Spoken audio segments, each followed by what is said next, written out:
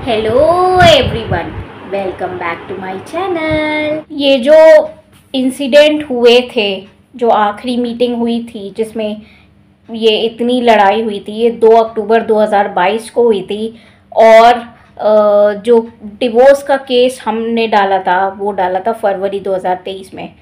मतलब अक्टूबर से लेके नवंबर, दिसंबर, जनवरी 3 महीने हम लोगों ने वेट किया कि शायद सुमित का माइंड में रियलाइजेशन कुछ आ जाए और वो अपनी गलतियों के लिए माफ़ी मांग ले और चेंज आ जाए उसके अंदर। बट उसको वही है ना, नार्सिसिस्ट तो भैया अपनी गलती को एक्सेप्ट कभी करते ही नहीं है। उसका टेम्परामेंट, उसका बिहेवियर कभी चेंज नहीं हुआ और बात फिर फाइनली डिवोर्स तक आई गई। 2 अक्टूबर की आखिरी लड़ाई के बाद जब मैसेजेस पे भी एक बार मैंने बात की सुमित से, तो सुमित ने इस पर यही बोला मैसेज पे कि बिहेवियर चेंज का क्या मतलब है कि मैं तुम्हें बाहर नोएडा या गुड़गांव लेके चला जाऊं अकेले और अपनी मम्मी को छोड़ दूं और तुम्हारे साथ रहूं और तुम्हारे गलत कामों के लिए मनमानी करने दो तुम्हें, तो ऐसा कभी नहीं हो सकता। तो भाई इस पे मैं यही बात बोलूँगी कि मैंने आज तक ज़िंदगी में कोई इलीगल काम नहीं किया है। ना मैंने कभी शराब पी है, मतलब अकेले में फ्रेंड्स वगैरह के साथ, या अकेले में मतलब पियक्कड़ों की तरह पी हुई हूँ, ऐसा कभी नहीं किया है। शादी के बाद ही पीना शुरू किया था और वो भी सुमित के साथ ही किया था, जो अब एक आध बार पिया भी है मैंने। मुझे शराब ही नहीं पसंद है, मैं ड्रिंक करती नहीं हूँ। भाई ना मैंने वो कुछ गलत काम किया है, ना कभी मैं ड्रग्स लेती हूँ, ना मुझे सट्टेबाजी करने का कोई शौक है, ना मैं कभी जुआ वगैरह है वो जाके किसी के साथ खेलूँ, मेरा ऐसा सर्किल ही नहीं है। ठीक है, तो भाई मुझे नहीं पता तुमने 6 महीने में क्या ऑब्जर्व कर लिया, क्या गलत कामों के लिए मनमानी करती हूँ मैं, मुझे नहीं समझ में आता। बल्कि मैंने इन 6 महीनों में जितना टॉलरेट कर सकती थी तुम लोग का बिहेवियर, उतना टॉलरेट किया है। तुम लोग के हिसाब से एडजस्ट करने की कोशिश ही की है हमेशा। मैं भी ऐसे बहुत सारे ओकेजन्स थे जहाँ मुंह तोड़ जवाब दे सकती थी और अपने हिसाब से चीज़ें कर सकती थी, बट मैंने कभी नहीं किया है ये चीज़। जब तक इस रिलेशन में थी तब तक अपना बेस्ट देने की ही कोशिश की है। आई डोंट नो, मतलब एलिगेशन लगाने की भी एक हद होती है, पर वो ये एक नार्सिसिस्ट इंसान थे सुमित, जिनको अपनी गलतियों का तो कोई रियलाइजेशन नहीं है। बस वही है कि दूसरे पे ही ब्लेम डालना है, और वो भी झूठे झूठे ब्लेम जो उनके करेक्टर में कभी चीज़ होती ही नहीं है, वो चीज़ें बोलनी है उन्हें। एक नार्सिसिस्ट पर्सन झूठ बड़े सफाई से बोल देता है और उसको झूठ बोलते हुए कोई अफसोस वगैरह नहीं होता और बड़े कॉन्फिडेंस से ये बात बोलता है। तो सुमित भी एक नार्सिसिस्ट पर्सन होने के नाते उसने बड़े सफाई से ये बात बोल दी कि मेरी मम्मी 67 प्लस एज की हैं और इस एज में होने के बावजूद भी उन्होंने घर का सारा काम किया है और मैंने सारी मेड्स भी लगा रखी हैं और तुमसे आज तक एक भी काम नहीं करवाया, और मैंने तुम्हारी सारी मनमानी सही है और अपनी इस फिल्मी दुनिया से बाहर निकलो, ऐसा सिर्फ फिल्मों में ही होता है। इस पे मैंने बोला कि अच्छा, अब आपने मेड्स भी लगवा ली, ज़रा मेरे को फ़ोटोज़ तो भेजिए, क्या क्या काम करवाते हो आप मेड से। और मैं इन 6 महीनों में कह के थक गई कि झाड़ू पोछा वाली लगवा लो, तब तो लगवाई नहीं, तो अब अचानक से मेड्स लगवाने की कैसी सूझी। तो इस मैसेज के बाद सुमित मतलब ने एक भी प्रूफ फोटोग्राफ के रूप में नहीं दिया, क्योंकि जब मेड लगवाई ही नहीं है आज तक तो फ़ोटो क्या दोगे तुम। तो यहाँ पे उनका झूठ कैंसिल हो गया मेरे इस जवाब से। मेरी मनमानी की बात पे मुझे एक्चुअली सुमित को ये बात कहनी चाहिए थी, और मैं कहना चाहूँगी कि उसने मेरी मनमानी नहीं सही, बल्कि मुझे उसकी मनमानी सहनी पड़ी कि उसने बाकायदा प्रॉपर एक टाइम फिक्स कर दिया था कि 9 बजे नाश्ता चाहिए, 1 बजे खाना चाहिए और 8 बजे खाना चाहिए, 5 बजे चाय चाहिए। तो इससे 5 मिनट इधर उधर नहीं हो सकता चीज़ें, वरना उसका मन बौखला जाता था और बिल्कुल नॉन एडजस्टिंग नेचर का वो हो जाता था और तांडव करने लगता था। तो ये सब चीज़ें मुझे सहनी नहीं चाहिए थी उसकी। एक टाइम का खाना भी शांति से नहीं खाते थे और इतना मेरे को टॉर्चर करते थे कि ये यार नमक ज़्यादा पानी कम, और ये सब बहुत झेला है मैंने इन 6 महीनों में। हर रोज़ का होता था, हर समय का होता था। भाई वो बहुत ही विकट कंडीशन थी और मैं इतना घबराने डरने लगी थी कि हे भगवान, आज किसी तरीके से शांति से खाना हो जाए। तो रोटी के लिए इतना ये लोग किच किच करते थे, दिमाग ख़राब हो जाता था। और मैंने सुमित को ये बात बोली कि जब भी मैं ऊपर जाती थी थोड़ी देर के लिए अपने कमरे में, तो मैंने तुम्हारी मनमानी सही है, तुम बल्कि मनमानी करते थे कि मेरे को ऑर्डर दे के बुलाते थे कि आओ आके खाना बनाओ फ़ौरन।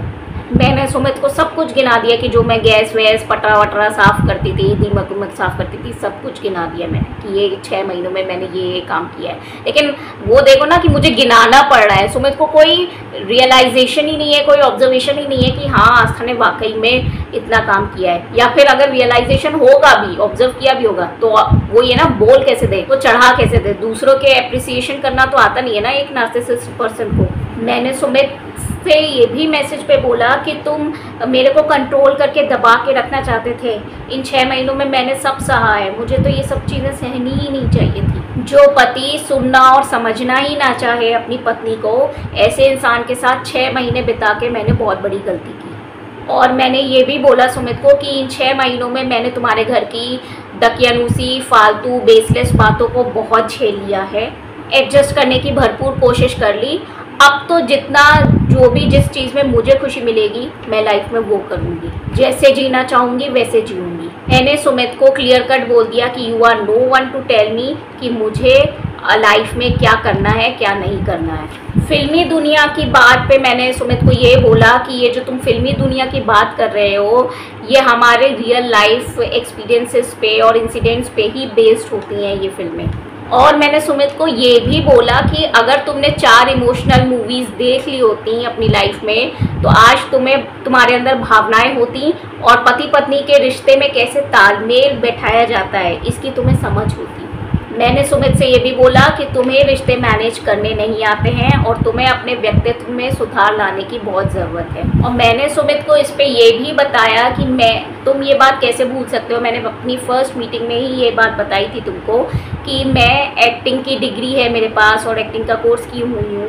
तो भाई तुम्हें एक फिल्मों का शौक़ है, टीवी सीरियल्स का शौक़ है, वो इंसान, एंड मैं ये नहीं कहती कि पूरी की पूरी फिल्म मतलब आप वो कर लो। जो सुमित ने कहा कि फिल्में 3 घंटों की होती है, उसे पूरी लाइफ में अप्लाई नहीं किया जा सकता। तो भाई पूरी फिल्म अप्लाई करने के लिए कोई नहीं कह रहा है, 3 घंटे की फिल्म को अप्लाई करने के लिए कोई नहीं कह रहा है, लेकिन जहाँ पे जो डायलॉग्स आपसे रिलेटेबल हैं, आपकी लाइफ से रिलेटेबल है, या कोई हमें सीख दे रहा है, कहीं से भी कुछ भी सीखने को मिले, चाहे वो बुक्स हो, चाहे वो आपकी टीवी हो, चाहे वो आपका फिल्म हो या कोई पर्सन हो, कहीं से भी कुछ भी अच्छा सीखने को मिल रहा है तो प्लीज़ ऑब्जर्व करिए उस चीज़ को, एंड हाँ ज़रूर उसे अपनी लाइफ में अप्लाई करना चाहिए। ज़िंदगी को हमेशा अपग्रेड करते रहना चाहिए। यही बात मैंने सुमित को उस दिन भी समझाने की कोशिश की थी।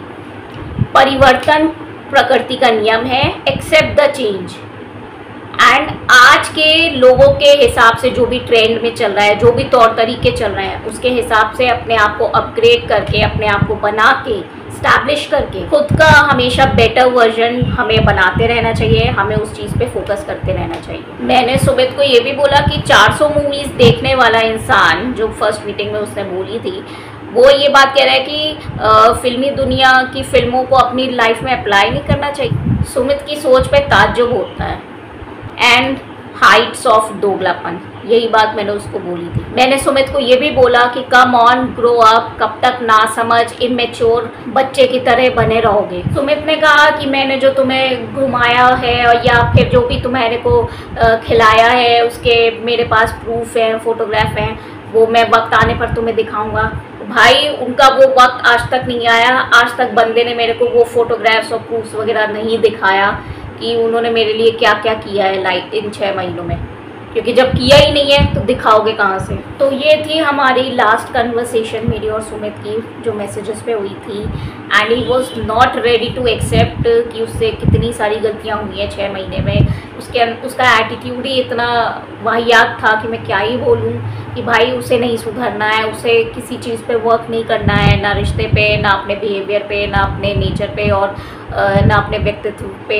जिस इंसान से एक नॉर्मल कन्वर्सेशन करना भी मुश्किल हो जाए और आप किसी कंक्लूजन पे ना पहुंच पाओ कभी लाइफ में डिस्कशन का, या तो फिर मतलब मैसेज का एंड करना पड़े किसी एक साइड से जवाब ना देके, और किसी एक एंड कंक्लूजन पे ना पहुंच पाओ ऐसे रिश्ते में, और हर चीज़ में एक दूसरे को बस दोष ही देते रहो एंड टॉक्सिक बने रहो, बहुत मुश्किल है ऐसा रिश्ता निभाना भाई।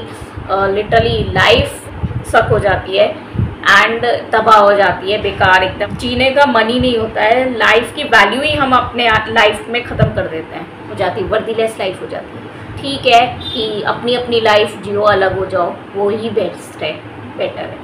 For the first time in my life मैंने सुमित को थोड़ा बहुत बोला जो मेरे दिल में बातें थी। और भी बहुत सारी बातें बोल सकती थी बट उसका कोई फ़ायदा नहीं था जब इंसान समझना ना चाहे। But at least I am happy कि हाँ, उन मैसेजेस के थ्रू मैं अपने जो मैंने 6 महीने में जो भोगा है वो मैंने उसको एटलीस्ट बोल तो दिया अपने मन से, अपने आत्मा से, और एटलीस्ट उस तक अपनी बात पहुंचा ली। और जो व्यक्तित्व वगैरह वाली बात कही तो हाँ, वाकई में उसको बदलने की बहुत ज़रूरत है। और ये सब चीज़ें मैं उसको बोली, इस चीज़ का मुझे बहुत खुशी है और संतोष है। जो मैं 6 महीने तक अपने आप को कंट्रोल कर रही थी, दबा के रख रही थी कि नहीं रिश्ता ना ख़राब हो जाए, और मैं लेट गो कर देती थी चीज़ें, तो फाइनली मेरा सब्र का बांध टूट चुका था। और 6 महीने के बाद उन मैसेजेस के थ्रू मैंने अपना हार्ट को, आई पोर माई हार्ट, मैंने जो भी मेरे दिल में था तो वो मैंने उसको बोल दिया।